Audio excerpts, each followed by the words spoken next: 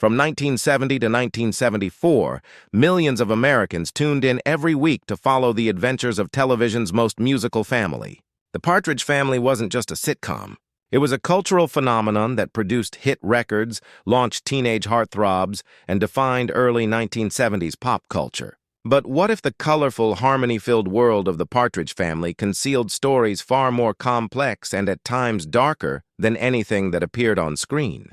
Today, we're revealing what David Cassidy, Shirley Jones, Danny Bonaduce, and other cast members have finally shared after decades of measured silence. The bitter music industry battles that raged behind those seemingly effortless performances. The devastating personal struggles hidden behind those perfect smiles. The corporate control that turned young actors into carefully packaged products. And the shocking revelation that television's most wholesome musical family was actually assembled through one of the most cynical casting processes in television history. You think you know the Partridge Family? The cast has broken their silence about what really happened during the creation of this American institution, from the actors who weren't allowed to play their instruments on their own hit, records to the systematic exploitation of young performers. This wasn't just another family sitcom.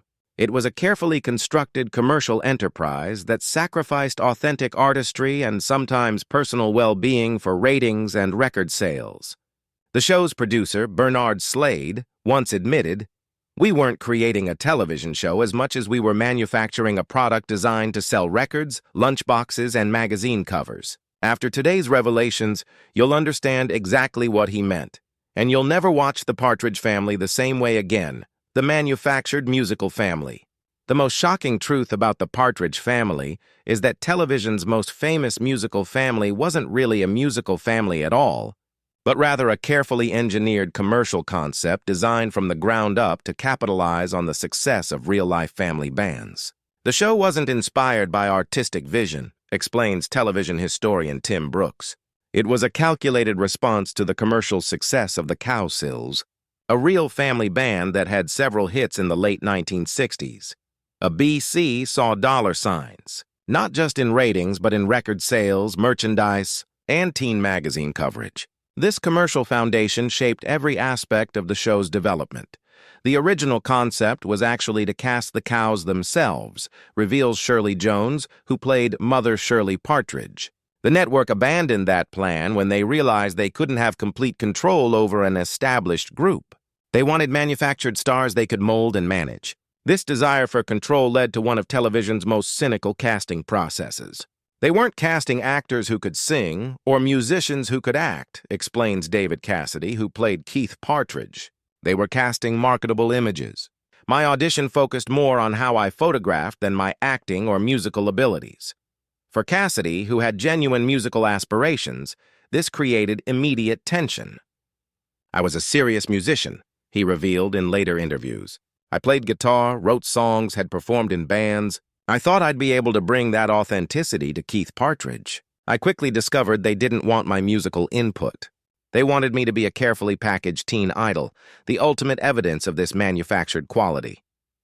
Most of us didn't play the instruments we pretended to play on the show, admits Danny Bonaduce, who portrayed Danny Partridge. "I had never touched a bass before being cast. The scenes of us performing were completely staged. We were essentially miming to pre-recorded tracks." The artifice extended to the show's hit records. The only cast members who actually performed on the Partridge Family albums were David and Shirley, reveals music producer Wes Frell. The rest of the music was created by session musicians from the Wrecking Crew, the same professionals who backed the Beach Boys and many other top acts. The other cast members didn't play a note on any of those hit records. This revelation was particularly painful for some cast members.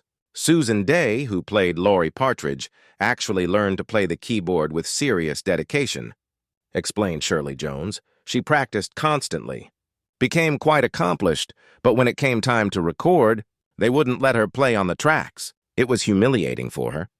The show's biggest hit, I Think I Love You, exemplified this artificial approach. That song was specifically engineered to appeal to preteen and teenage girls, explained songwriter Tony Romeo. The lyrics intentionally captured adolescent romantic uncertainty.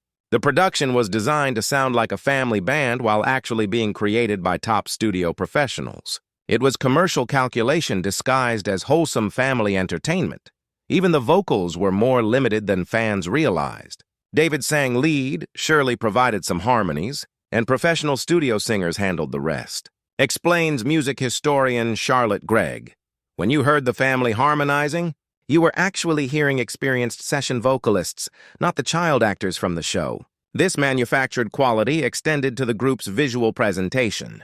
The trademark Partridge Family bus wasn't a spontaneous creative choice, reveals production designer Bruce Bushman. Focus groups showed that young viewers were drawn to psychedelic imagery and bright colors. The bus combined counterculture aesthetics with family-friendly messaging, a perfect visual metaphor for the show's commercial strategy. Even the family's coordinated performance outfits came from market research. The matching velvet suits and ruffled shirts weren't just 70s fashion, explains costume designer Nolan Miller. They were designed to look slightly hip, but completely non-threatening. Market research showed parents were nervous about rock culture's influence on their children. The Partridge Family styling reassured them with a sanitized, family-friendly version of contemporary music. The ultimate proof of the show's commercial origins, the Partridge Family TV series was created simultaneously with their first album, explains music producer Wes Frell.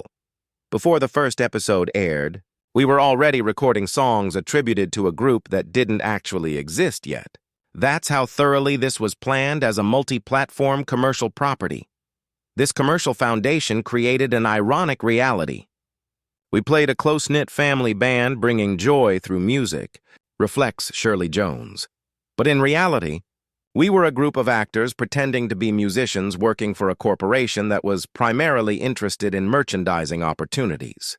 The actual making of music, the joy, the authenticity was largely absent from the process.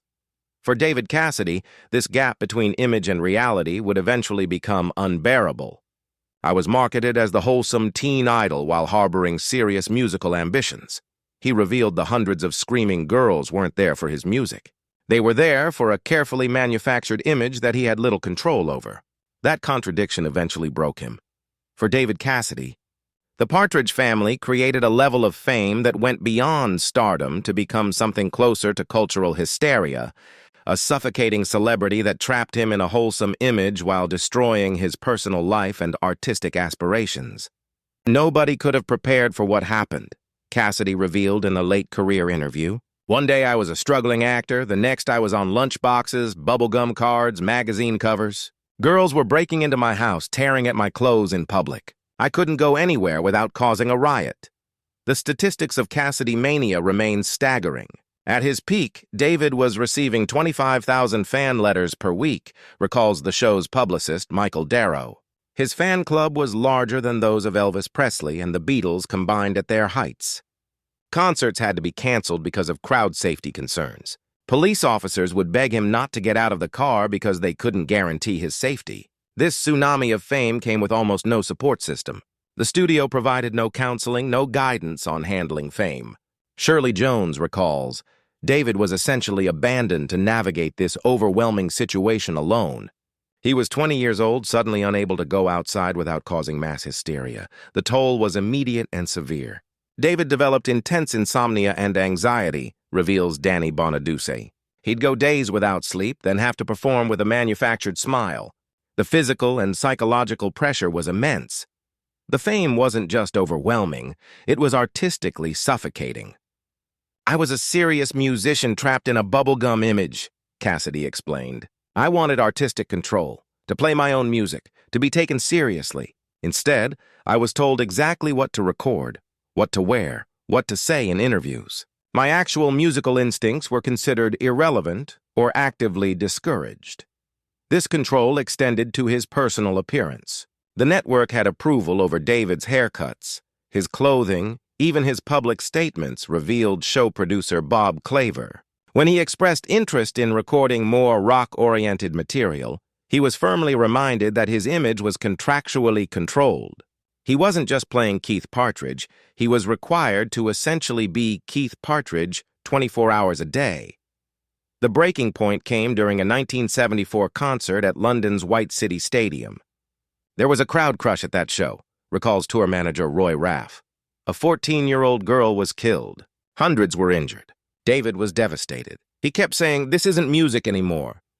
It's mass hysteria." He announced his retirement from touring shortly after.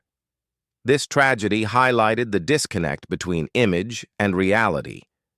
David was marketed as wholesome teen fantasy while performing in increasingly dangerous conditions, explains music journalist Cameron Crowe. He'd see girls being crushed against barriers, passing out, being carried away by medics, then be told to keep smiling, keep being Keith Partridge. The cognitive dissonance was extreme. The studio's response to Cass's growing distress was telling. When David expressed concerns about his mental health, about the dangers of these massive concerts, the primary response was worry about how this might affect record sales and ratings, reveals Shirley Jones. His human needs were secondary to his commercial value. The price of this fame followed Cassidy long after the show ended. David spent decades trying to be recognized as a legitimate musician and actor, explains biographer Allison Pearson.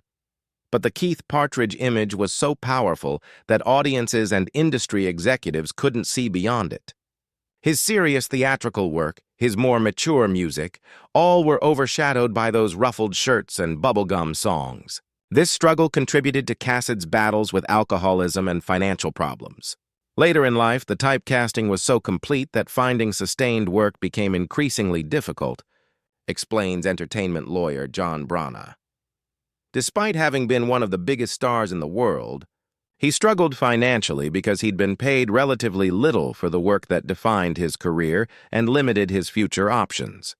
Perhaps most painfully, Cassidy never escaped the contradiction at the heart of his fame. "I was positioned as the authentic voice of young people while being entirely controlled by corporate interests," he reflected near the end of his life. "I was celebrated for musical performances that weren't fully mine. I was loved for being someone I wasn't allowed to outgrow." That's a painful legacy to reconcile. This tragic arc reveals the dark side of manufactured stardom. David wasn't discovered, he was engineered, notes music historian Charlotte Gregg. When the product being engineered is a human being, the human cost can be devastating. The Partridge Family wasn't just a show about a musical family. It was a case study in how entertainment conglomerates commodify young performers with little regard for their well-being. The stark contrast behind the scenes behind the harmonious family portrayed on screen. The real relationships between the Partridge Family cast members ranged from genuine lifelong bonds to bitter tensions, creating a working environment that often contradicted the show's wholesome image. "People assumed we were one big, happy family," explains Shirley Jones. "The reality was more complicated.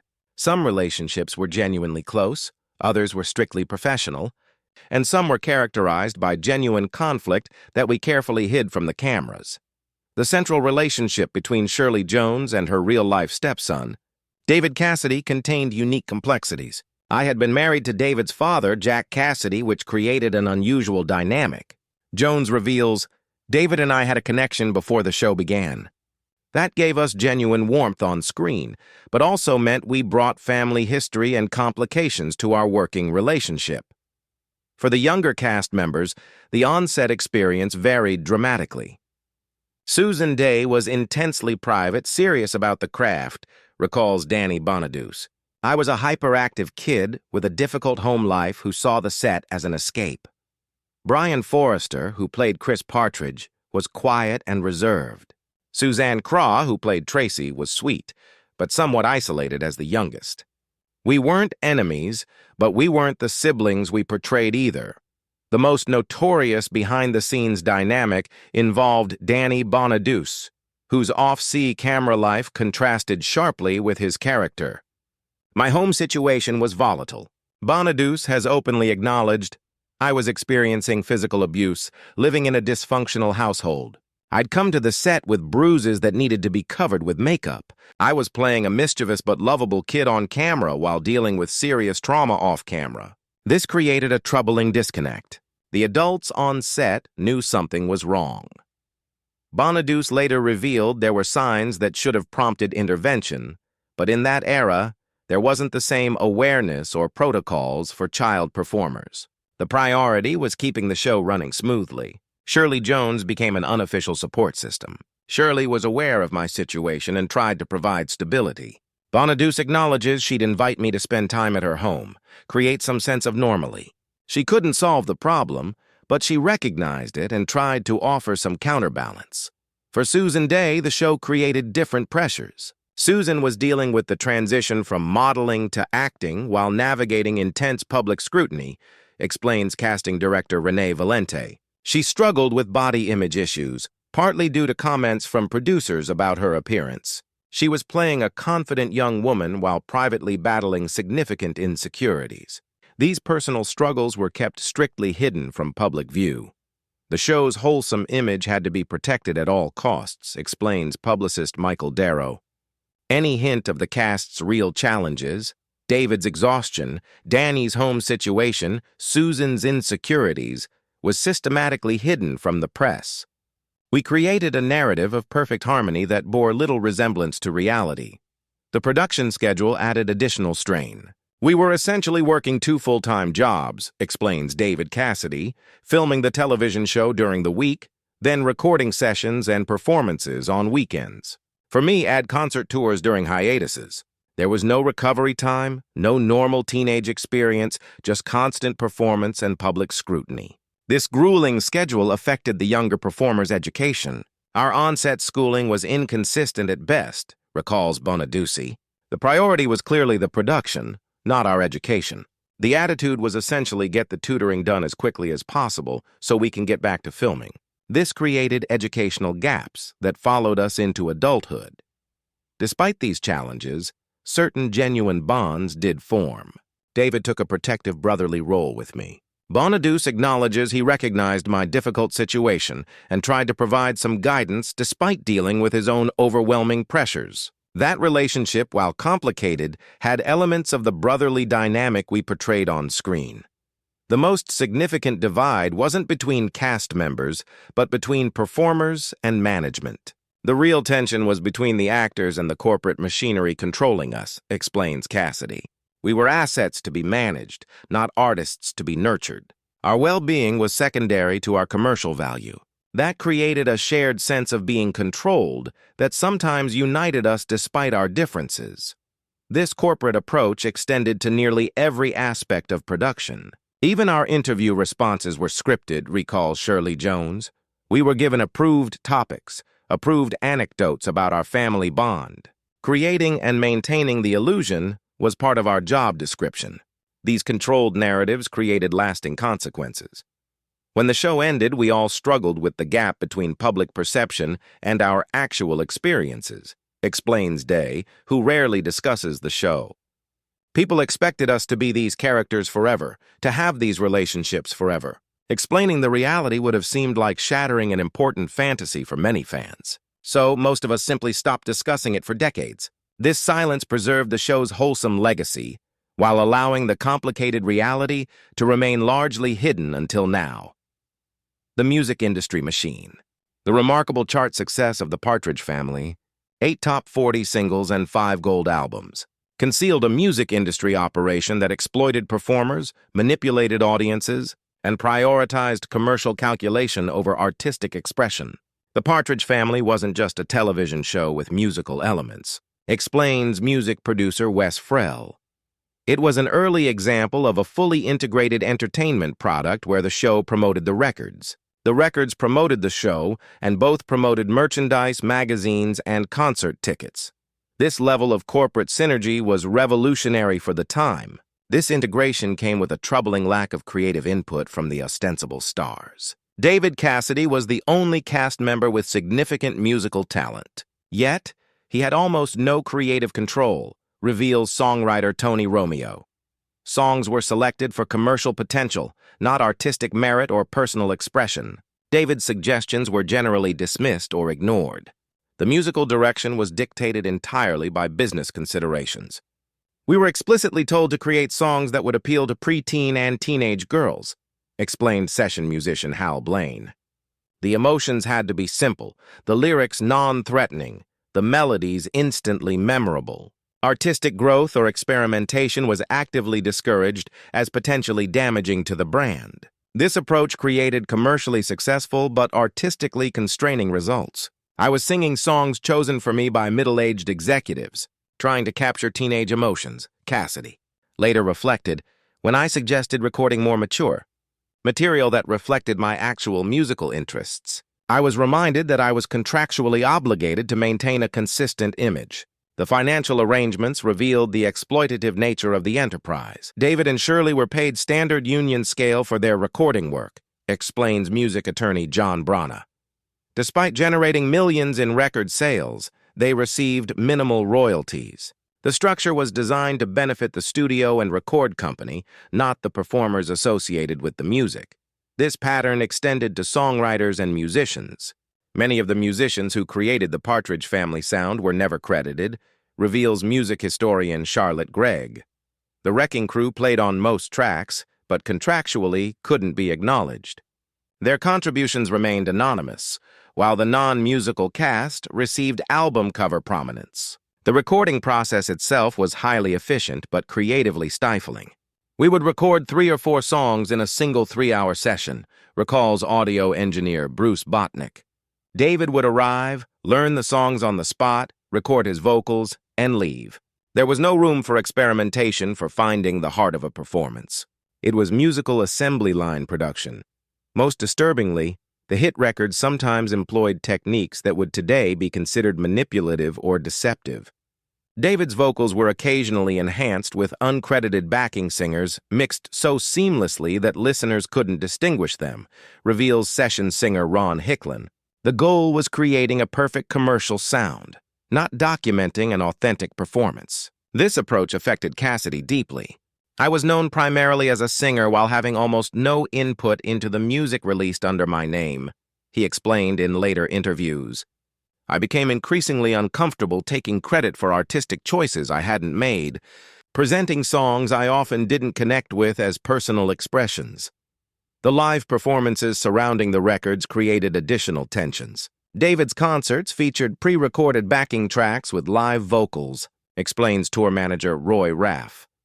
This was necessary since the other family members weren't actually musicians, but it created a troubling artifice. Audiences thought they were seeing the family band perform when they were essentially seeing a solo act with elaborate window dressings. These concerts themselves became increasingly problematic. The hysterical audience response made actual music making nearly impossible, recalls sound engineer Bruce Botnick. David could barely be heard over the screaming. These weren't musical events so much as manufactured celebrity encounters packaged as concerts. Despite these limitations, Cassidy continually pushed for more authentic musical expression. David would sometimes perform songs he had personally selected or even written during sound checks, reveals tour guitarist Dave Robinette.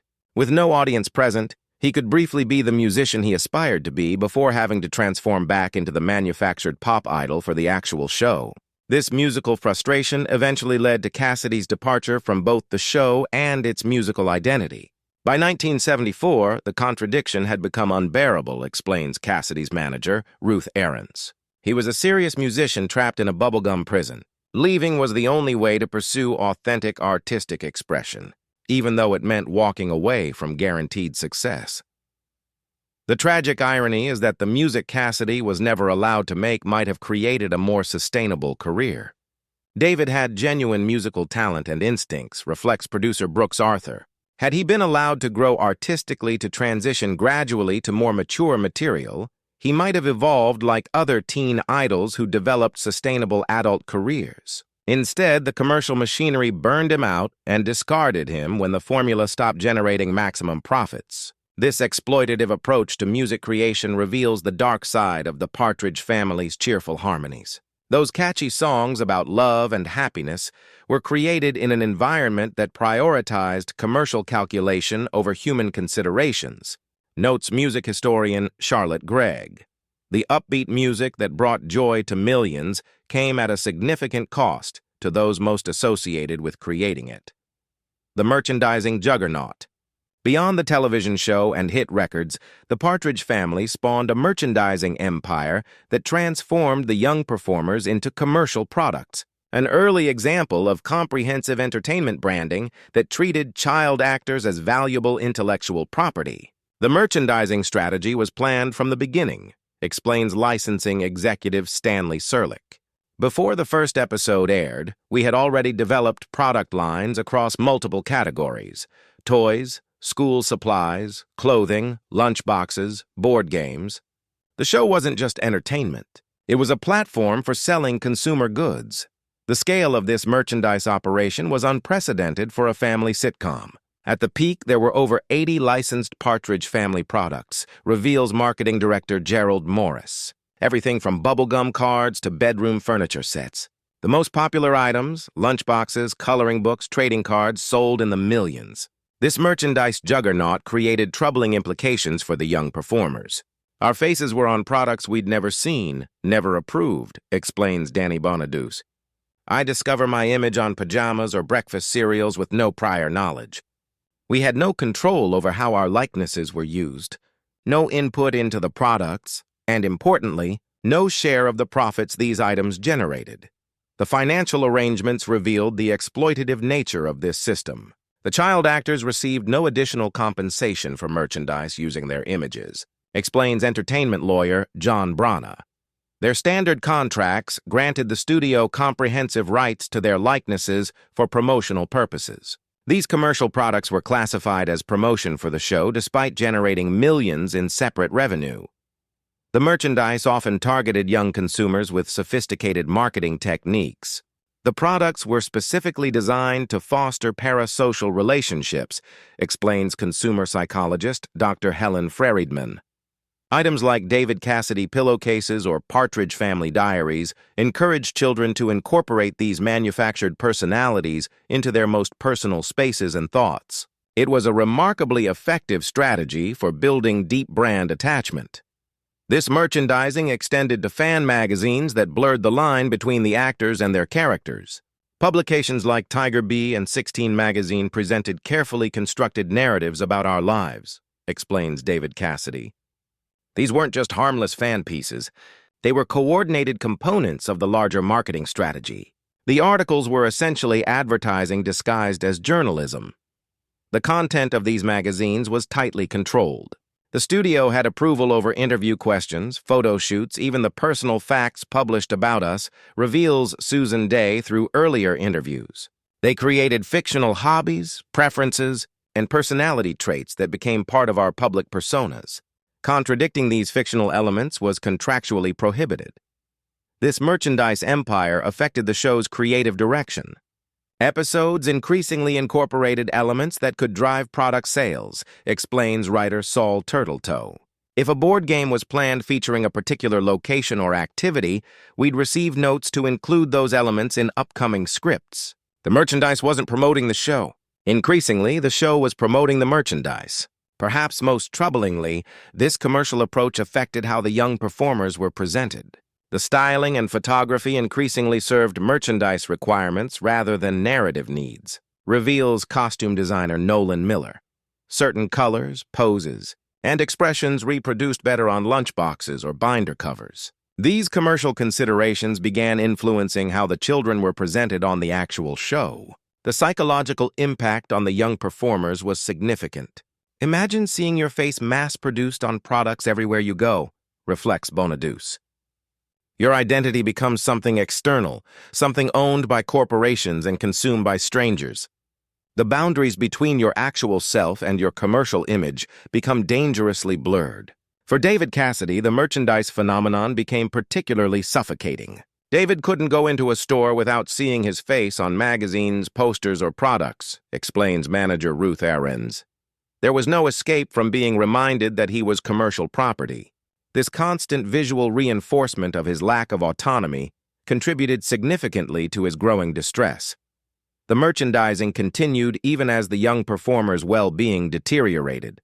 When David was experiencing exhaustion and anxiety, when Danny's home situation was concerning, the product releases continued unabated, notes publicist Michael Darrow. The machinery couldn't stop.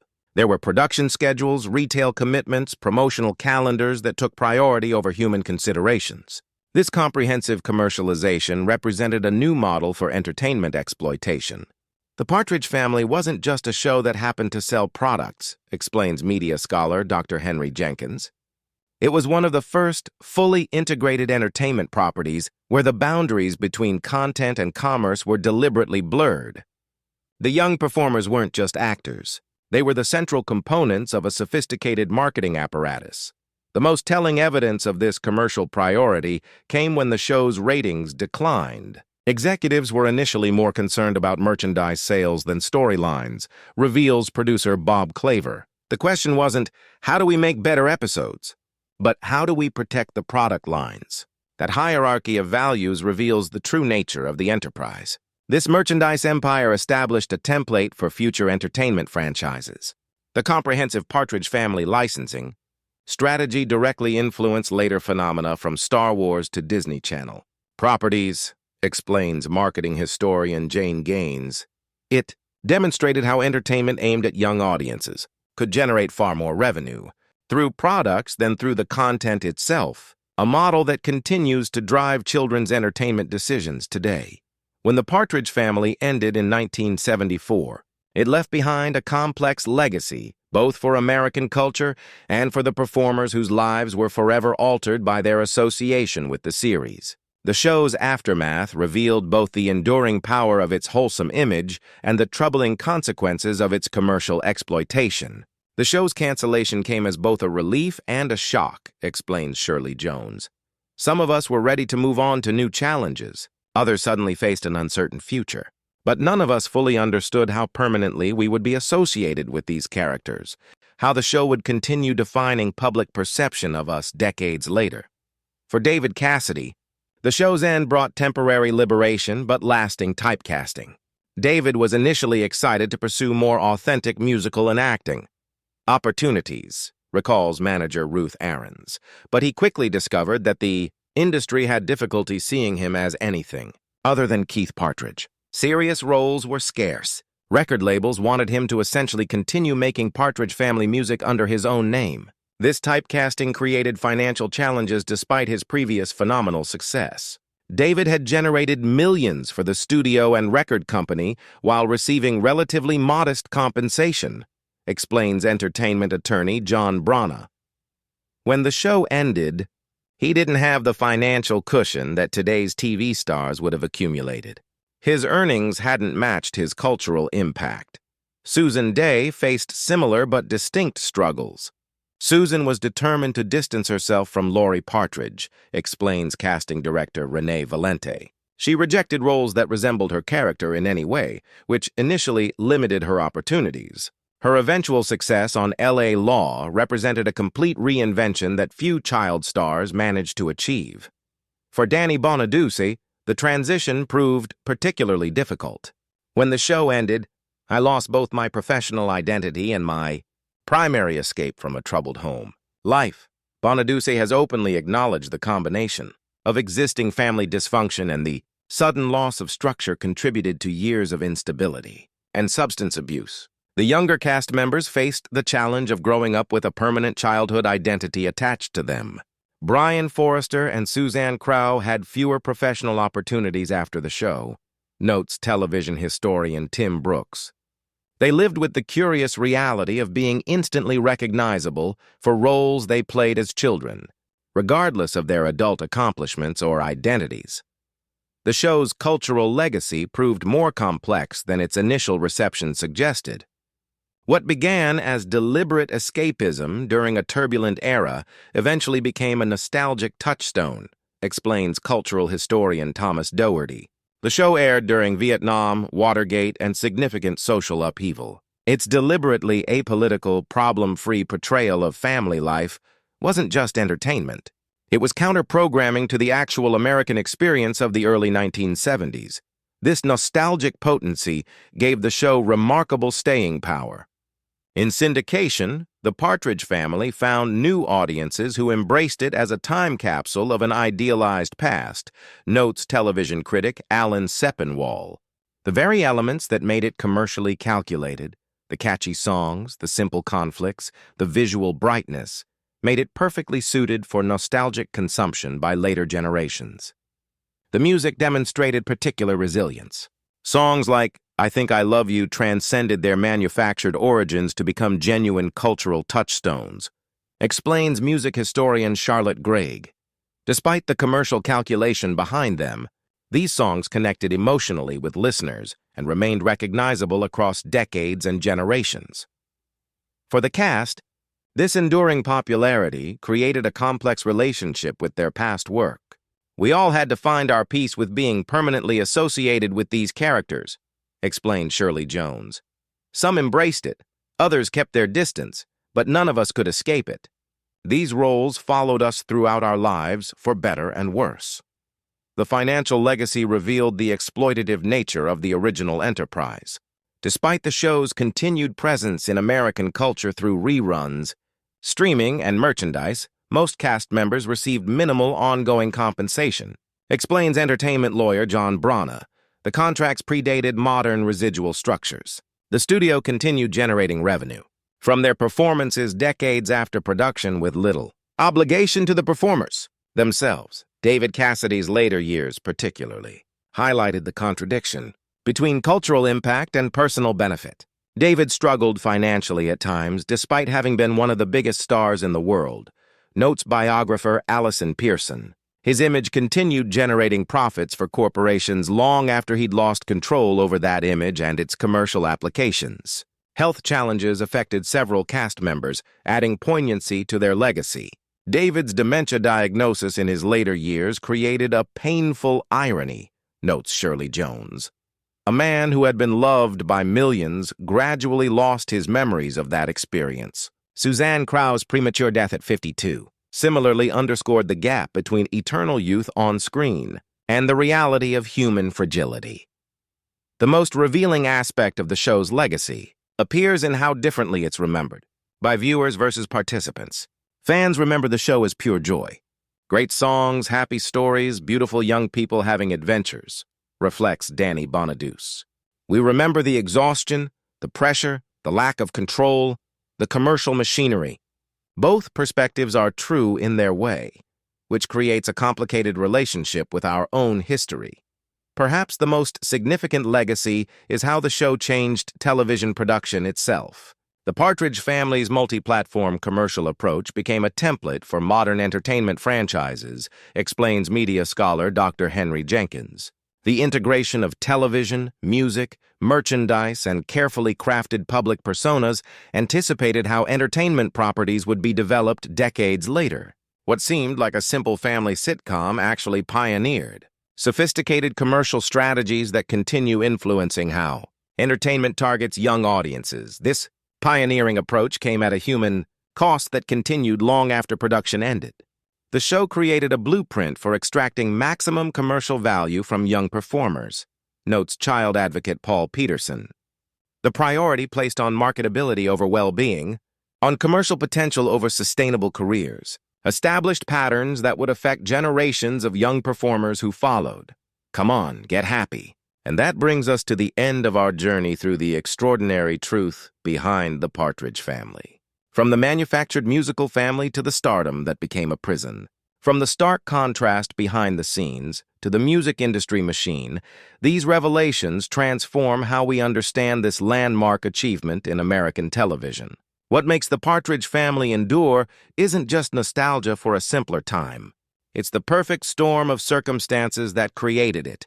Catchy songs that genuinely connected despite their commercial origins, charismatic performers who conveyed authentic warmth despite their controlled environment, and a visual brightness that provided welcome escape during a turbulent era in American history.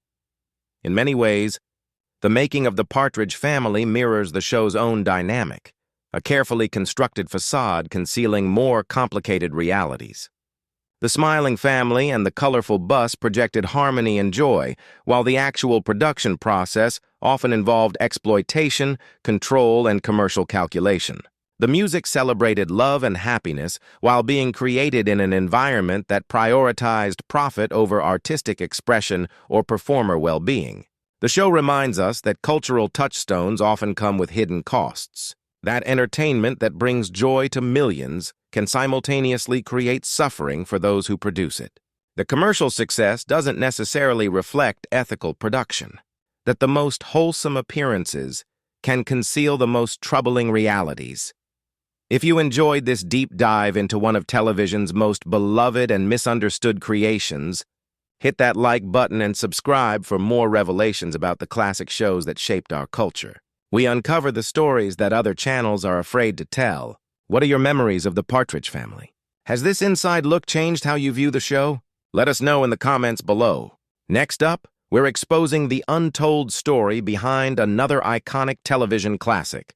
The production challenges, network battles, and behind-the-scenes dynamics that created a show generations have treasured. You won't want to miss it. Thanks for watching, and remember, in entertainment as in life, the most complete understanding comes not from embracing comforting myths or focusing solely on troubling realities, but from holding both perspectives simultaneously